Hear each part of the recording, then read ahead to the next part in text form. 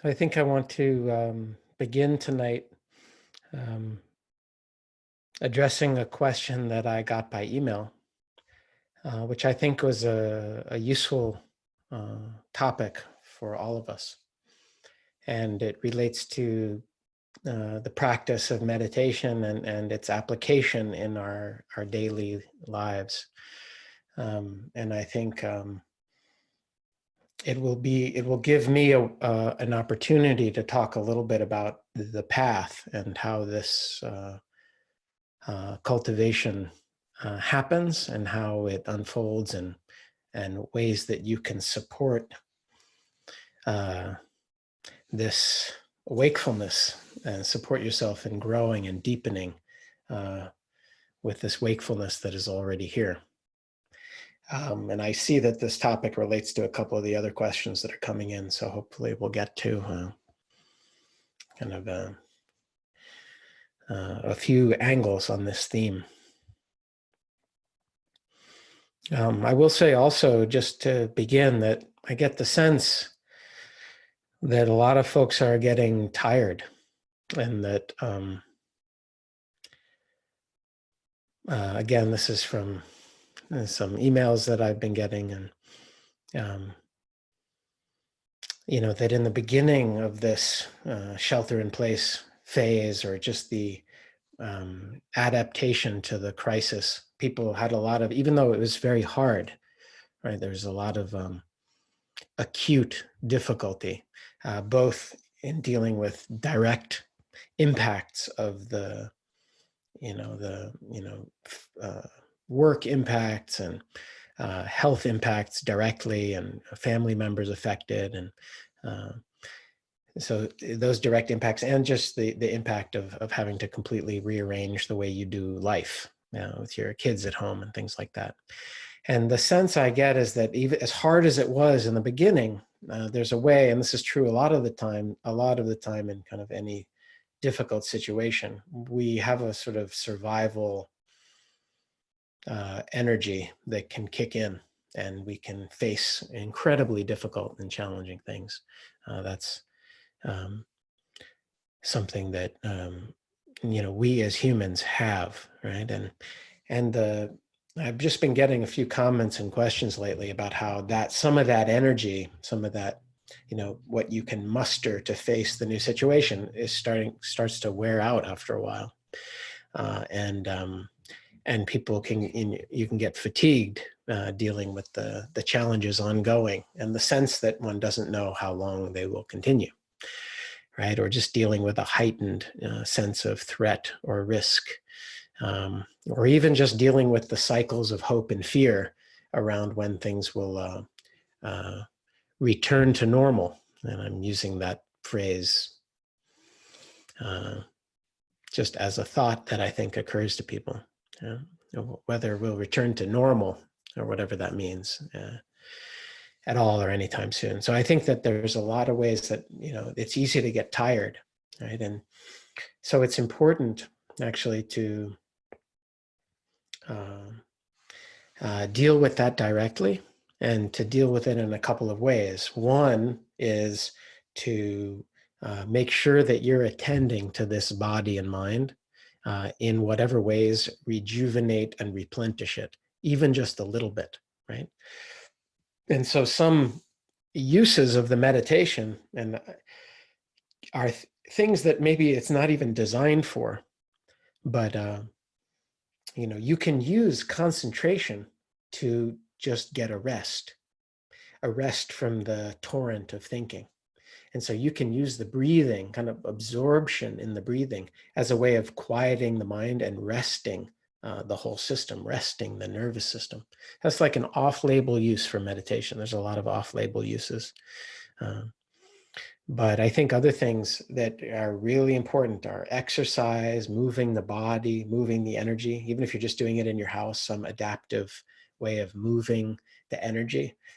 That can help for meditation too, because when the physical energy gets very stagnant, it affects the mind. So even just doing a little bit of yoga or a little bit of movement before you sit can be helpful, or throughout the day, just to keep the blood flowing and the energy moving.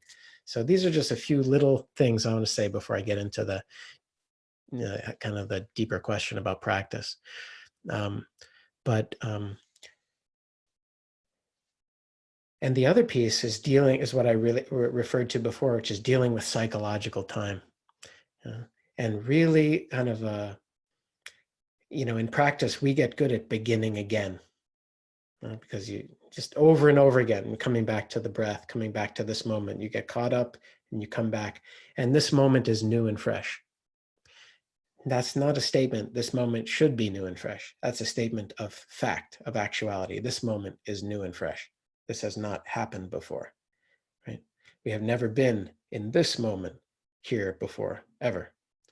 So the freshness is a fact, but we can get far away from fresh by living in just the story of where it's all going or not going, or where it could have been or should have been. Right? So those are our thought constructs that's very easy to live inside of. When we come back to being present just right now, noticing the thought when it's here, but not letting it shape you, right? That's how we can begin to bring a freshness back into right here and right now. Right? A freshness that doesn't have to do with the length of time before ... Right? It's so easy to be in that mode, right? Even when there's not a pandemic, people live their whole life in that mode. We're just waiting for the next thing, on the way to the next thing. And the freshness goes away. So this freshness is actually quite sustainable. Actually, the fountain of energy is right here in the present. And so much of what drains the energy is that narrative layer that has to do with where it's going. So I want to just encourage you to find ways to rejuvenate this body and mind system, to rest it when you can, to sleep enough, to move the body, to meditate daily. These are just basic care things. And then to remember the freshness of this moment. Because if our life is wholly defined, completely defined by the time period we're living in, first of all, it doesn't need to be. When we're present, there's choice, there's agency, even within conditions that we really are not controlling. Okay. So I just wanted to speak to that piece. And it's also natural to get tired when you're just dealing with lots of stresses that are compounded over time. Right? If you have worry about somebody, a family member who's sick, and that worry is ongoing for a long time, it's going to make you tired. And so the other piece here is just be very gentle with yourself. And that's why the nourishing and the nurturing this body-mind system is so important. Because it's not like you shouldn't worry.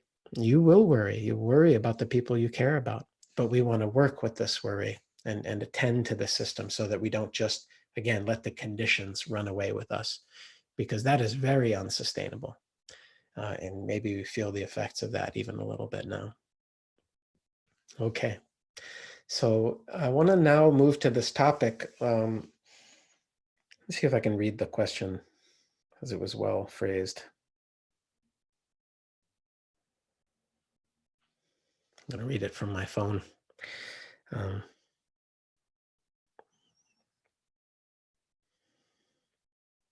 Here's my question. I've been able to remember several times throughout the day that awareness is present and functioning.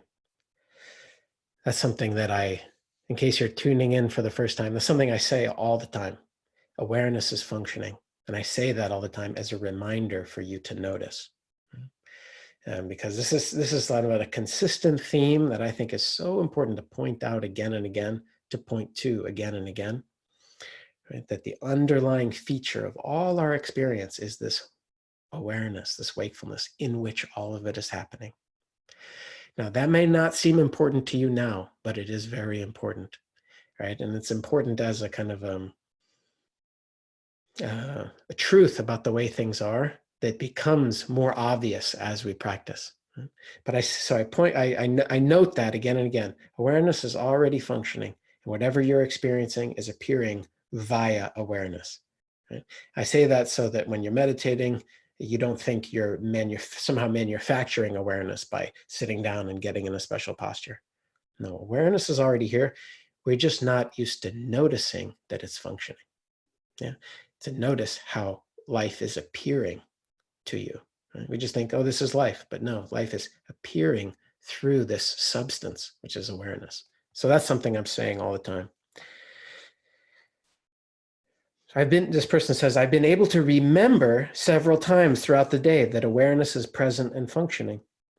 And that's a useful thing, to remember to notice. A lot of practice is about remembering to notice. Right? Because what happens when we're completely lost in our conditioning is we don't remember to notice. Like that's what it is to be completely in the dream of your thinking and your conditioning, is that you don't remember to pay attention to what's happening. You're just kind of like living on autopilot, or like in a robotic way, where just the conditioning is acting itself out and you're living your life. And you can kind of remember it, but you're not lucidly, vividly present right here and now. I will get through this question. I've been able to remember several times throughout the day that awareness is present and functioning, but those moments are just that, a few seconds at best. I wonder if there's a way to stabilize that awareness and extend those moments a little longer, because usually it's just a quick flash and then back to being distracted by the activity or conversation or experience. I understand that practice will help both on and off the cushion, but I still feel like I'm missing something, and I'm not quite sure what to do next when I have that moment of awareness. How do I stay with it? So I think that's a wonderful question, and a wonderfully articulated question.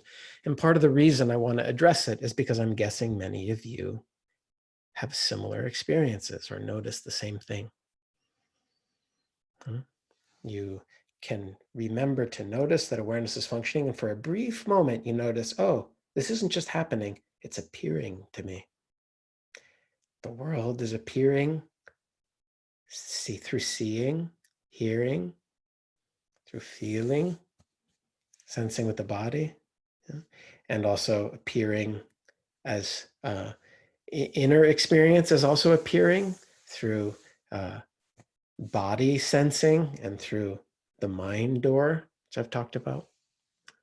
So for a moment, you can notice, oh, this is appearing, but it lasts only a moment or two. And then you're kind of back caught up again in the conversation or the agenda or the momentum or the conditioning. So this is very common.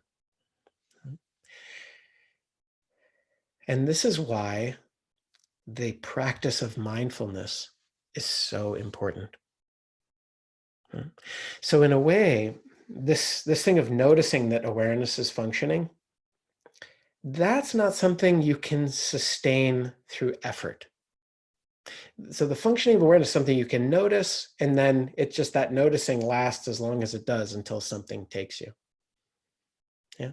So we don't want you to like try to extend that in time with effort. Yeah, that would just create a kind of tension, because the awareness is already functioning. You can't extend it. That's like saying, extend the presence of your foot, right? No, the foot is already here. It's just you might get distracted from your foot. So you're not noticing it for a while. You get caught up and somebody tells you something and you lose touch with the foot. Anyway. So this is why the foundational teaching on the Four Foundations of Mindfulness is such a useful practice.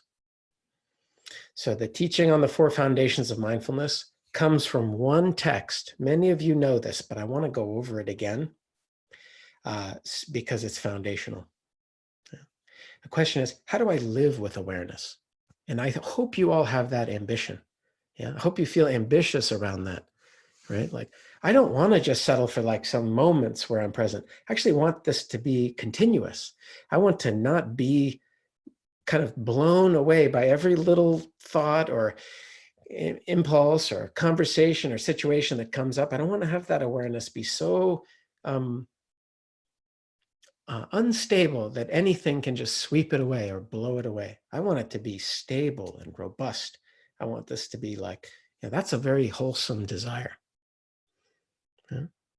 And so I want to just first say that longing is very wholesome. How we go about it matters, but that longing is I think, extremely important. Yeah.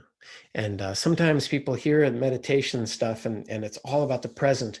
And people can think, oh, any kind of ambition or any kind of, wanting something to happen is negative or bad or antithetical. But actually, it's very wholesome to want freedom, liberation. That will motivate you to practice. Yeah. When you get a glimpse of what it's like to be present with some reaction or state, or to be able to watch a thought come and go that used to shape your whole mind and take you into worlds of worry or fretting or self-doubt, or to see a thought arise and move through awareness and fade away again, to see that even once can make you long and kind of give you a taste of a certain kind of freedom that you then long for. To be able to start to feel your emotions, the fullness of these emotions, this emotional life, and to have there be room for it in awareness, rather than it just take you into endless thoughts or you're constantly trying to keep them at bay, to have room. And sometimes it happens during the meditation when it's being guided, even just for a moment, you feel incredible sadness and you allow it to move, exist in the space of awareness. And it's both incredible sadness and it's okay. Yeah. Where you feel this rage that you've been kind of carrying for many years, and you allow the rage to just have plenty of room in the space of awareness to move as it's going to do. You see the images and the thoughts that come with it. And finally, that energy has room to just uh, work itself out in the space of awareness. And it's okay that it's here. Even those little glimpses can give rise to a very wholesome kind of ambition. Yeah, a desire to have, I want this wakefulness, which I have these tastes of. I want to live here. I want to reside this way, and not just have it be something that occurs occasionally or that I occasionally visit, or something that, I always have to try hard to remember. So I want to just say that I heard that in this question, and many of you, I'm sure, feel that, this longing that comes about from having just a little glimpse, or even just a glimpse of what it's like to live and be really present, even in the midst of a really challenging situation. Yeah? To be really present and available emotionally, available with your being and your soul. Yeah, even if it's just like you walk outside and look at the trees, and you're available in this way. You're present and vividly present in this way. It's natural to want to live that way. Yeah. So that's a wholesome motivation. And in fact, I think one of the great obstacles to people practicing is that we don't appreciate the stakes a lot of the time. Right now, you might, right? Because right now things are heightened. It's a time when life and death maybe feel closer, even though they're pretty close all the time. Yeah, but sort of feel closer, feel heightened. Sometimes then the motivation to practice is completely different. Saying like, oh, it just seems to matter more. So I want you to keep that close. So how to have it be more stable? I'll say a couple things.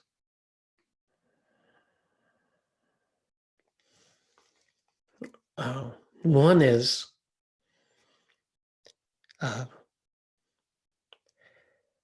something that I say all the time, but I think we need to really hear. The proximate cause of you being present in a future moment is being present right now. Of course, you're always present. Awareness, but you don't always know it. So these moments of being here, even if it's just for a moment, is a big deal. Of being here and knowing it. Not knowing about it like, oh yeah, I'm here, but being aware in seeing, being aware in hearing, being aware in standing, being aware in walking. Yes, you're aware in walking, not just walking, Not just aware that you're walking. Oh yeah, I'm walking. No, aware in walking. Aware in speaking, aware in listening. Each moment that we arrive where we already are, that is a cultivation. That is beginning to shift your habituation. Now, it may not seem like enough. You say, oh, well, as soon as somebody talks to me, it's gone. But this is why these moments matter. Right? That's why when we sit and we do formal practice, it's moment after moment of this and keep coming back to it again and again. And there's no substitute for that. Now, in the discourse on the Four Foundations of Mindfulness, I should probably read it to you.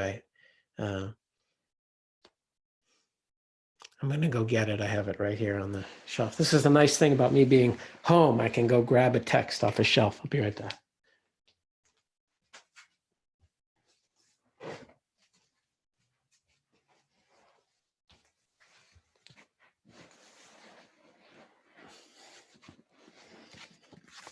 This is the middle length discourses of the Buddha. And this is number 10. And it's on the website. I have a link to a PDF. You can get a PDF of this too. So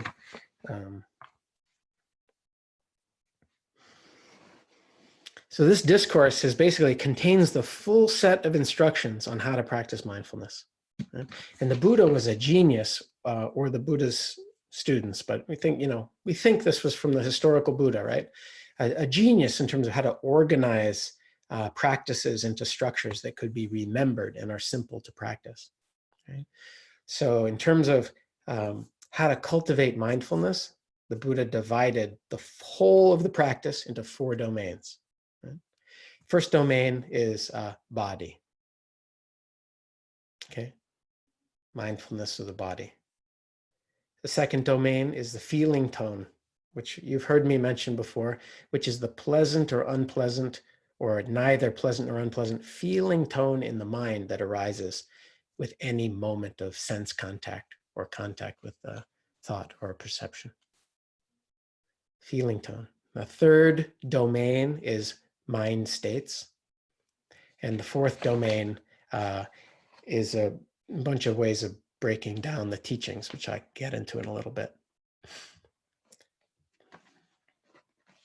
So the first domain, and this will really help you in your practically in your practicing. The first domain is mindfulness with the body. I like saying with the body. It often says of the body. Mindfulness of the body, or mindfulness with the body. Okay. So I'll read you some of this. We can have like a story time. So the first contemplation on the body, and when I read this, you'll hopefully recognize your practice in it.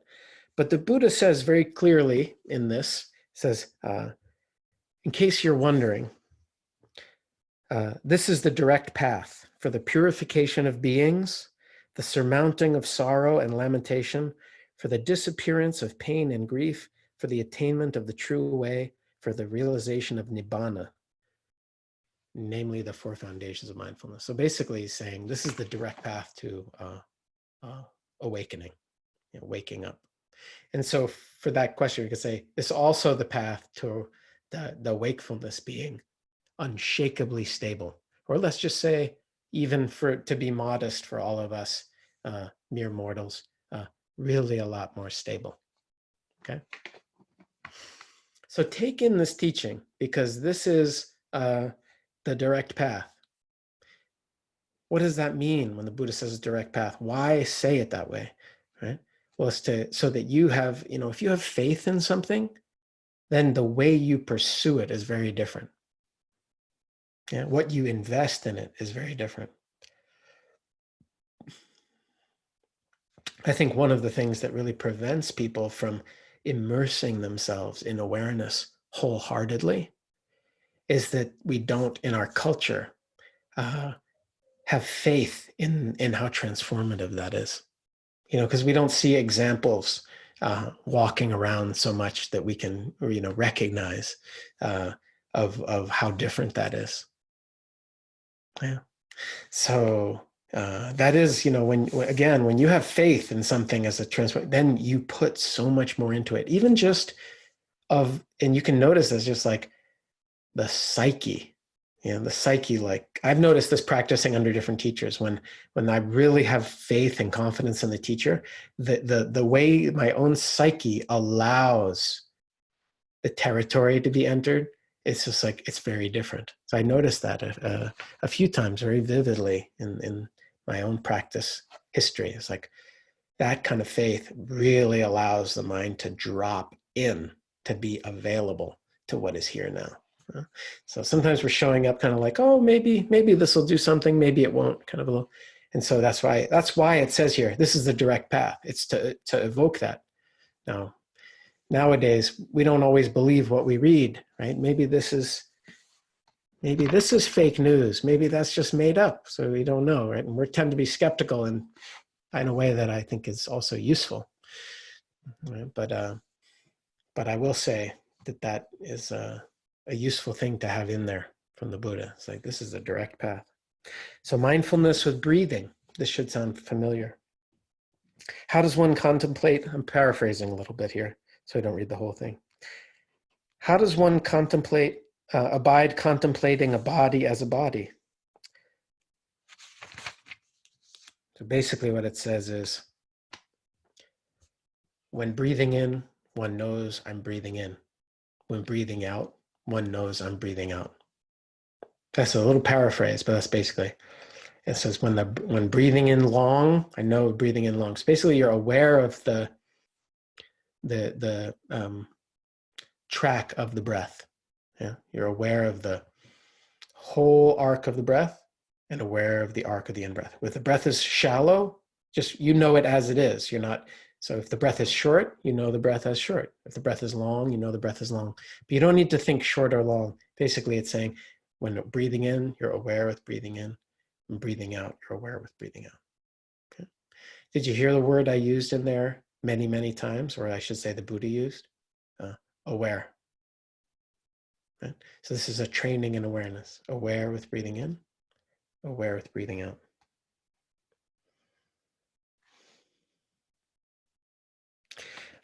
So I'm summarizing here. So then there's a refrain that goes with each of these sections. So then the next section is the 4 postures. So take this in. When walking, one understands I am walking.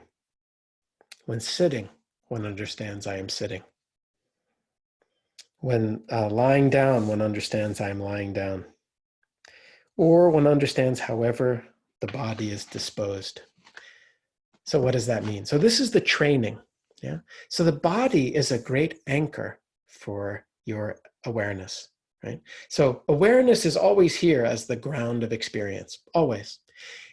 At a certain point, that becomes not just something you can notice, but something that just becomes very obvious, and it's not far to stay in this. Yeah? But there are some phases that make it very helpful to go through before that becomes so ongoing, available in a more ongoing way. So one very simple way that you can keep awareness going as you move through your day is to have some presence include the body, because your body is always here now. Right? Your body is a relatively tangible aspect of your experience. So in that sense, it's a good anchor for attention. Right? So when you're sitting, you're aware in sitting.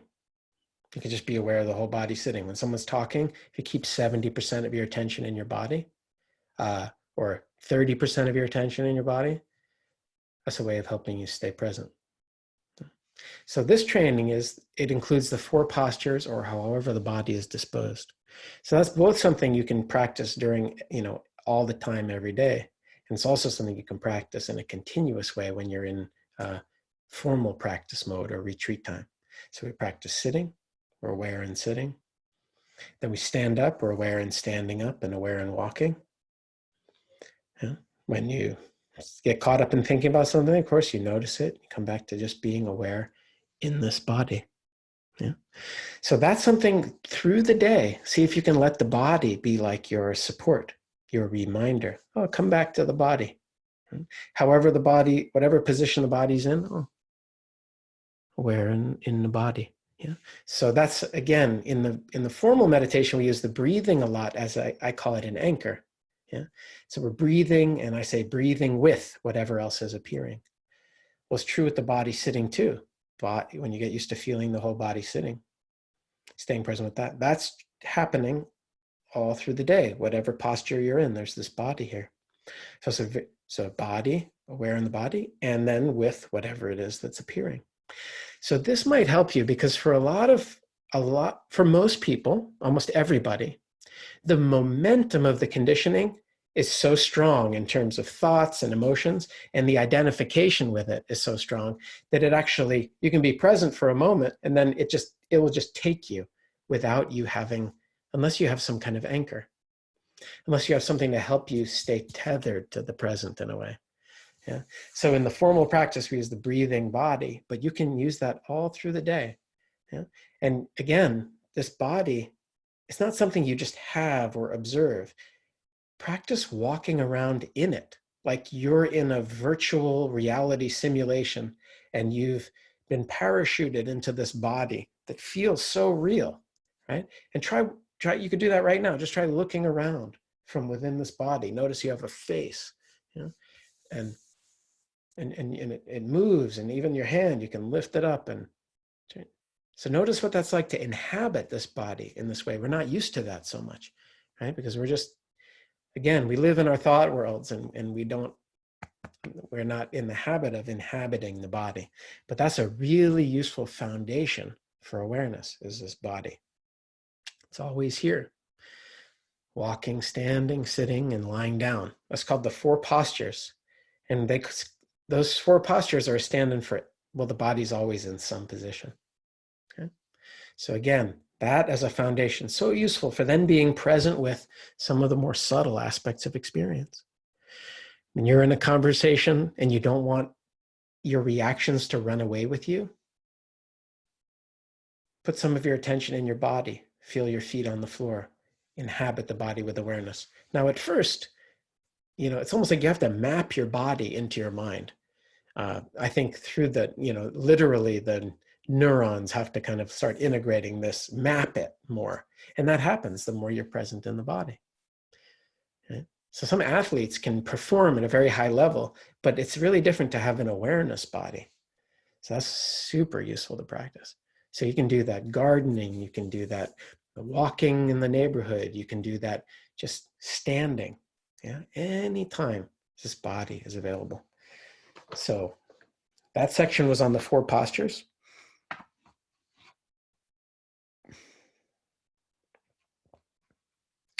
Okay, so this next section is called the section on full awareness. And I encourage you to read this, to find it and read it. Again, you can find it on the sundaysangha.net website, or you can just Google it, Four Foundations of Mindfulness, or the Satipatthana Sutta. But I encourage you to read the whole thing so you get a sense of the arc of the whole thing. So this section is called full awareness. And I'm saying this to you so you get a sense of the training. Yeah. So you get a sense of ways that you can actually start practicing to get the momentum of presence. Again, that's not exactly accurate to say momentum, because presence is here, it doesn't have momentum, but to shift the residing place from here and in the content to here in wakefulness, or here in awareness. So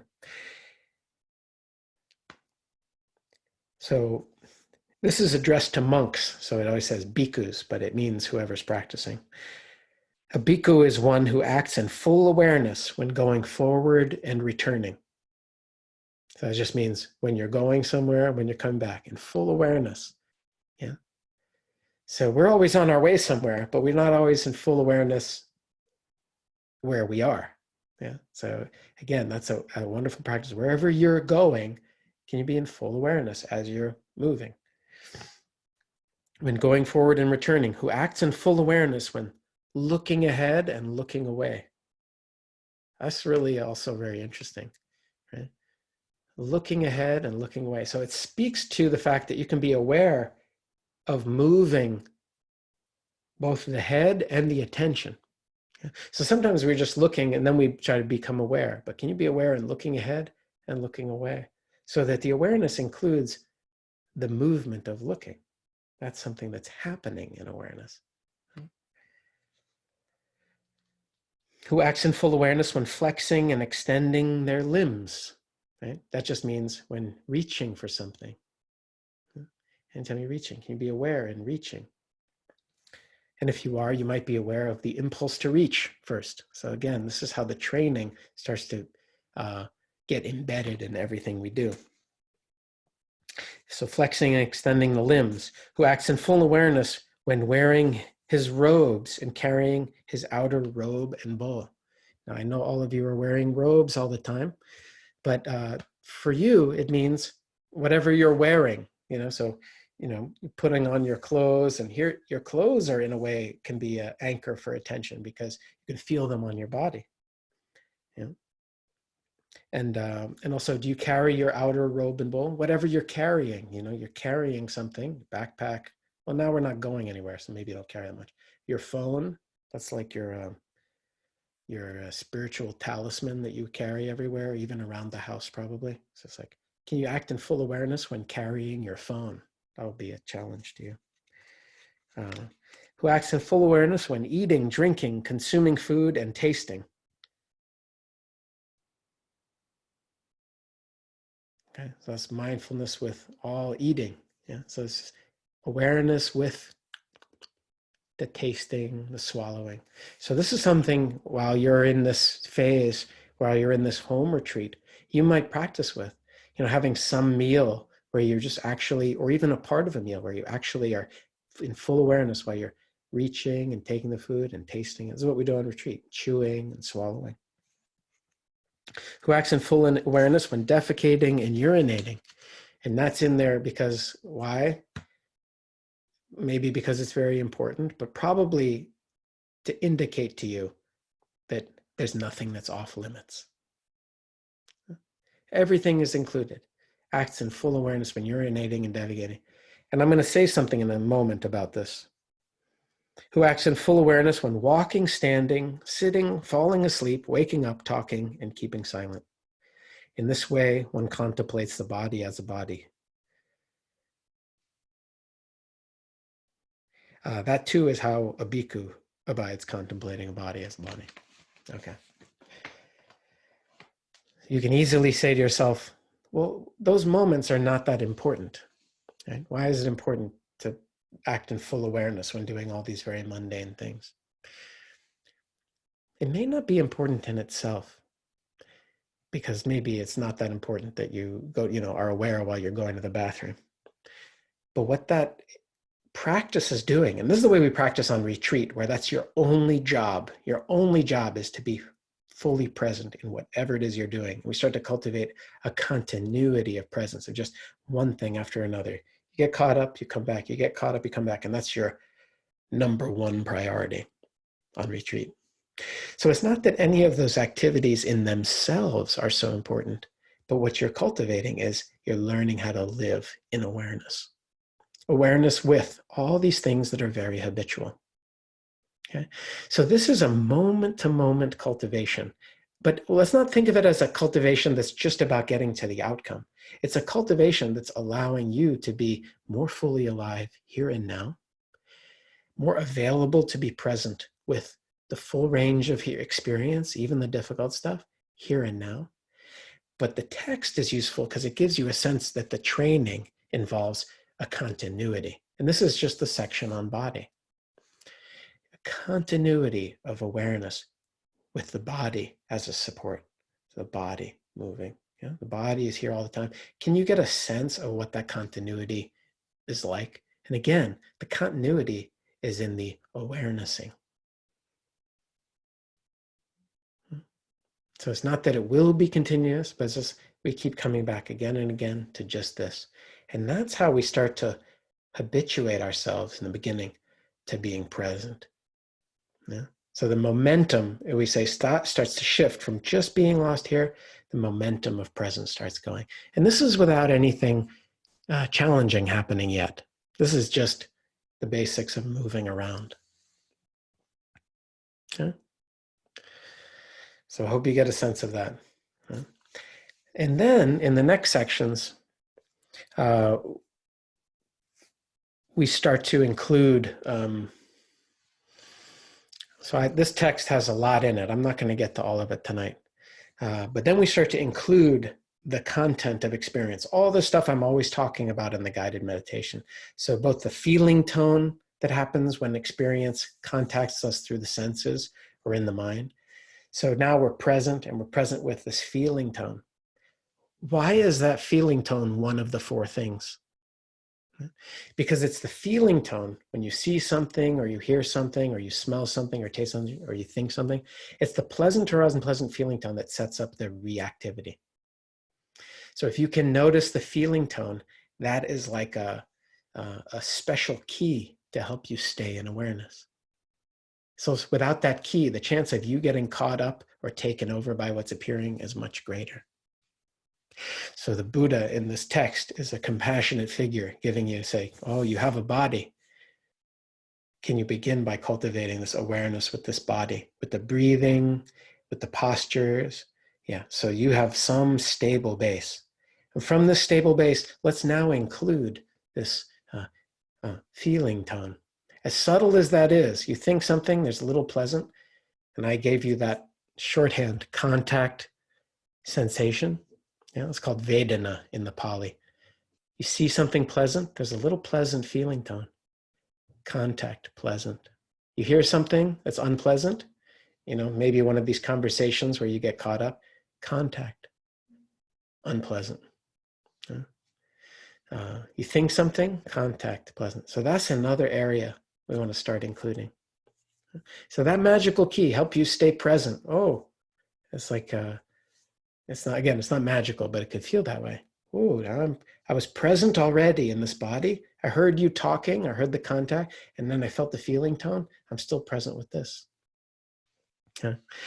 Then the third foundation, of course, is mind states, which includes emotions and moods and states of mind. I could read you that section too. And basically, we're starting to learn how to be present with all of the content that's coming and going in here. So I have my awareness hand up as just aware with, just to symbolize the awareness that's here, and aware with the content. So this is a training. As we practice this way, and I'm going to summarize a little bit. As we practice this way, awareness starts to become something that feels like it's sustaining.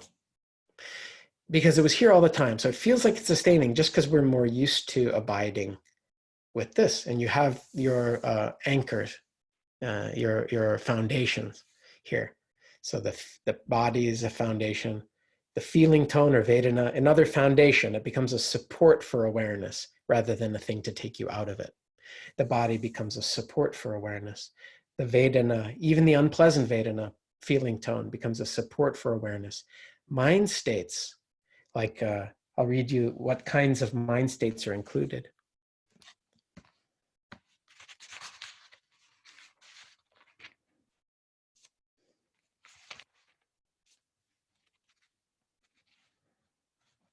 It's translated here as mind objects, but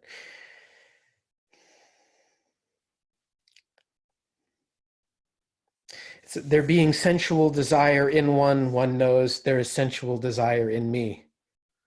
There being no sensual desire, one knows there is no sensual desire in me. Actually, no, I'm reading the wrong section. Hold on.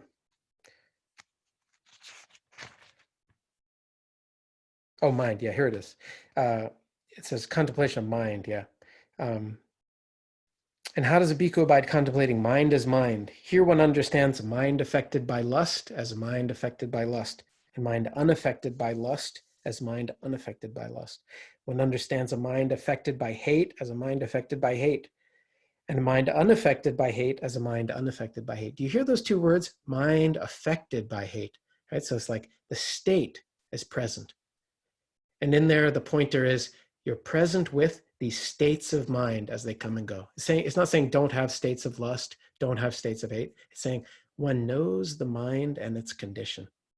Not just knows it intellectually, but the knowing is presence with this. Yeah? So that's the training. That's not just the fruition, that's the training.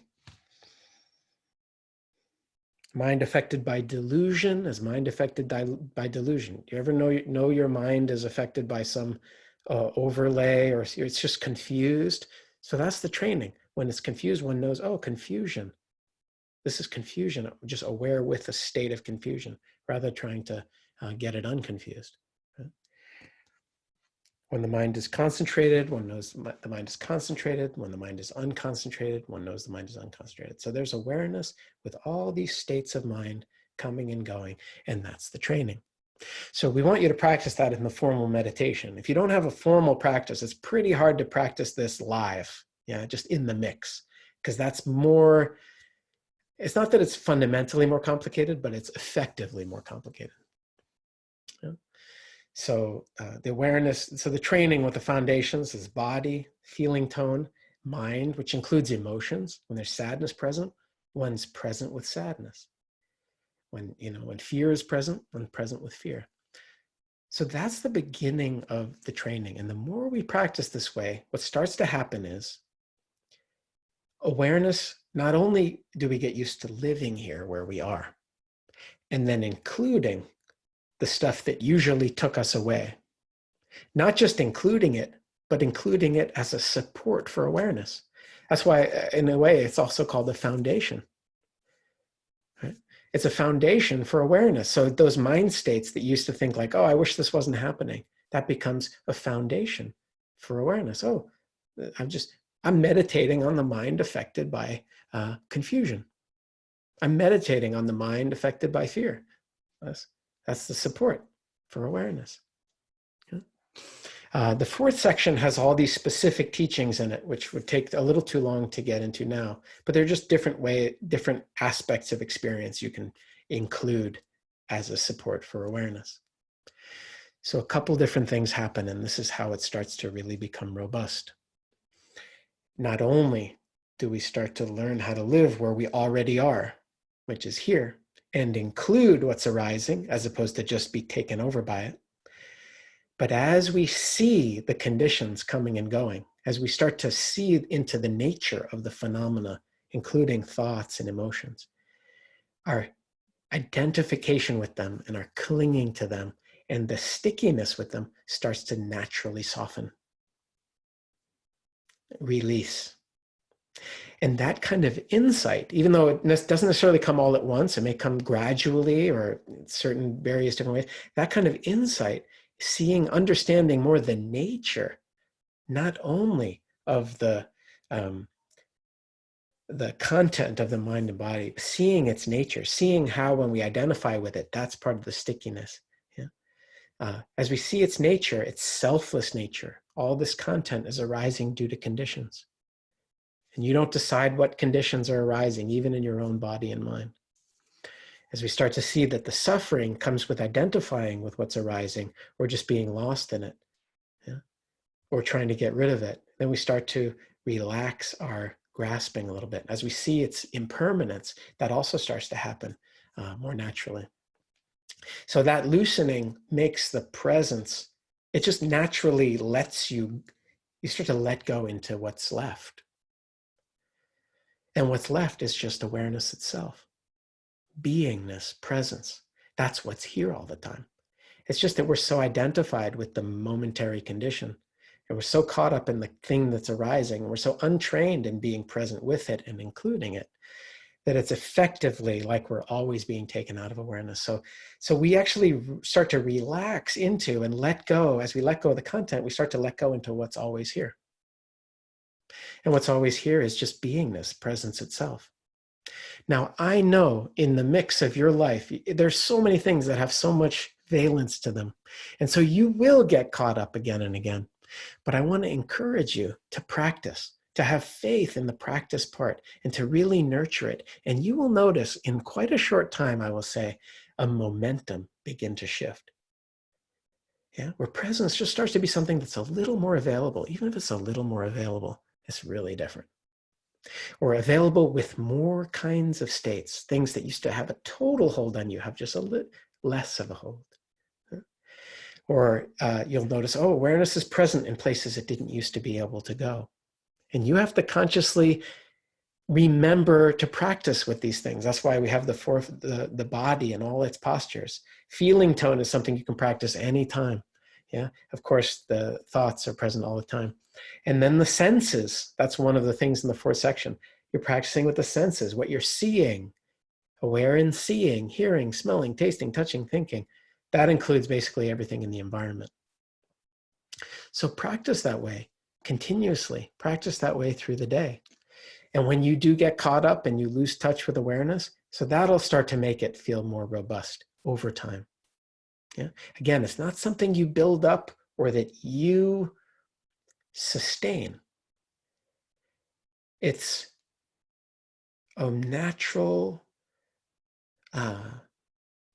shift that happens where your job is not to take a moment and sustain it. You just start to inhabit this moment more and more, the more you remember to be here and the more you remember to include this territory.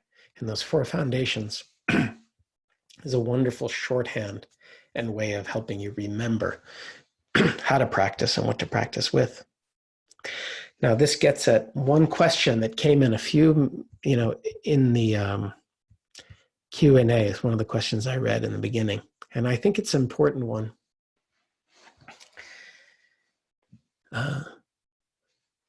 So it says, I'm not sure if I've heard this directly from you, Will, but I think I heard somewhere in the context of Dharma teaching something like you are already whole, or phrased as you are complete, or maybe even perfect the way you are. Is that just modern age wisdom, like new age wisdom, or actually rooted in Buddhist teachings? Good question. So the Buddha doesn't, in the text, there isn't language like that, whole and complete. But I do use language like that. Because the awareness that I'm talking about that is here all the time, it is of that nature. It doesn't have parts. All things that you experience as a part or a fragment, even yourself, sometimes you feel like I'm fragmented, that is appearing. That is an experience that's happening within awareness itself. So as we observe, as we kind of are present with life in all of its forms, with the body as a foundation, breathing with this changing conditions, as we start to learn to be present with more of life, we start to naturally relax into what's here all the time, which has these qualities of non-partialness. Or you could say, if you were to say it in a positive way, a wholeness or completeness. What's incomplete and what gives you the sense of incompleteness is identifying with a thought, a story, a feeling, a sensation, an emotion, or a narrative. That always is partial. All of the conditioned phenomena, meaning that which can come into existence, lasts for a time, and falls apart. All this impermanent conditioning, which includes the body and the mind, and everything we can see, hear, smell, taste, touch, and feel. All of this content it's partial in a sense. It's partial if you try to identify with it. It'll give you that sense of partialness. And yet when we're not identified with it, when we just allow it all to be, it has that quality of perfect as it is or perfectly as it is. So your own beingness, you could say, is whole and complete. And I don't think that's New Age mumbo jumbo. Yeah. Again, in the different in some of these texts, they talk about it using different language, but that would be what I would say. And I think people start to feel that just as they live a little more in presence, and they're including more of the territory. There starts to be that sense of like, oh, a little less of that sense of like being incomplete, which almost everybody is walking around with. That sense of being identified with the story of me, which is always feels partial. Okay.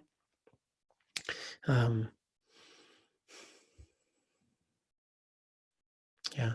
So the other piece I'll say is any area of your life I encourage you to look at your life and say, where are the areas where awareness does not come along for the ride in terms of lucid awareness, where I sort of just completely ghost out and come back later. I'm just disappear, or it's just the functioning is taking over. What are those areas? And I want you to practice where it's easy, not those places at first. Practice where it's easiest to practice so you can get a little familiarity with being present with this body, just in ordinary activities when you're doing something, just doing that thing and being present in it fully. It can even be an experience of being a little more alive. Yeah? And then once you have a little momentum there, then start to look at, oh, what are the places where awareness doesn't come along, and start to be a little more intentional there. Oh, I'm going to try to have a few reminders throughout it just to notice again. Or I'm going to go into this conversation, I'm going to have sometimes you can hold on to something to help you remember. I think that's the function of a lot of religious talismans, to help you remember. Yeah? So you can take some little talisman with you.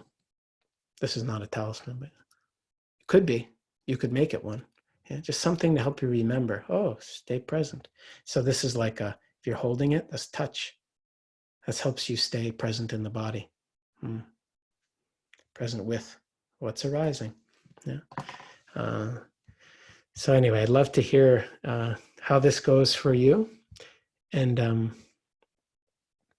me see what time it is. I think I've talked for a long time. I did. But I think it's a good topic. And hopefully it's useful. If you want to read some of the text, you can. You'll probably have a lot of questions coming from it, from all the parts that I left out. But that's okay too. Let me just...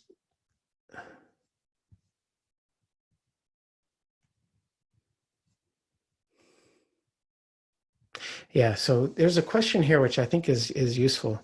Another question. All these questions are good. Can you talk about how to rest while still being aware? Actually, resting is a very useful way. Sometimes it's actually so much of our doing mode that makes it harder to notice the functioning of awareness. So I'm not sure if this question is about, can I rest and be aware? Because a lot of our usual resting is like spacing out and zoning out. But actually, I think it would be really cool if you practice just freely relaxing the body, letting the mind totally let go of any kind of agendas or whatever, not even thinking about meditating or being aware, just completely letting drop and seeing if you can notice what that's like. So that just activates a little bit of interest. Or you can close your eyes and you're going to go to sleep, but you want to watch yourself go to sleep. And then you can notice, but not watching too hard, you can just notice how there can be this complete letting go with awareness still present. That's a really interesting thing. Actually, that might help you then notice how much extra you're bringing to being aware as you're being aware through the day. So maybe you can practice relaxing your face or relaxing your chest and your body, your shoulders, just like we do in the meditation. You just through ordinary and notice that awareness is still functioning. Awareness doesn't need you to be activated for it to be activated. So that's a nice way you can rest too. So, okay, I think, the time flew for me, but that's because I was talking about the stuff that I care about. So anyway, we spent all the time on one question, but I hope it was a useful one. I really encourage you to practice in this way so you create a momentum in your own beingness. Yeah? And you can start to actually, let's not think of it as momentum. Let's think of it as learn how to relax into what's always here, into your own beingness. And that can become quite robust as you get used to including what's appearing. Right? And that is a practice, that practice of including. So again, thank you for your attention. If you want to donate, and you appreciate what we're doing here and you want to donate also in support of the groups that we're moving to support together, you can do that on our website. And I clicked on the wrong thing. And this week, the donations are going to Futures Without Violence, wonderful organization. And of course, you're always welcome to donate to them directly, because again, we're not a nonprofit, and so you won't get a tax deduction for donating to us. So if you want to donate to them directly, that's another thing you can do. And I'm going to just formally close for now, and then I'm going to just hang out for a few minutes and look at the chat, because I haven't had a chance to do that. And just again, want to appreciate our extended community and us practicing together, and just say how important I think it is that all of us are cultivating this wakefulness, this clarity in the midst of these conditions, and just for the benefit of all beings, which I think is, I think anybody who's learning to be less in the conditioning, that's a great gift to others and to our world. So may each one of us, each of you, in our own way, continue to value what is deepest in ourselves. Maybe learn how to inhabit this wakefulness, abide as what we are, and to include in awareness the full range of the conditions of this life.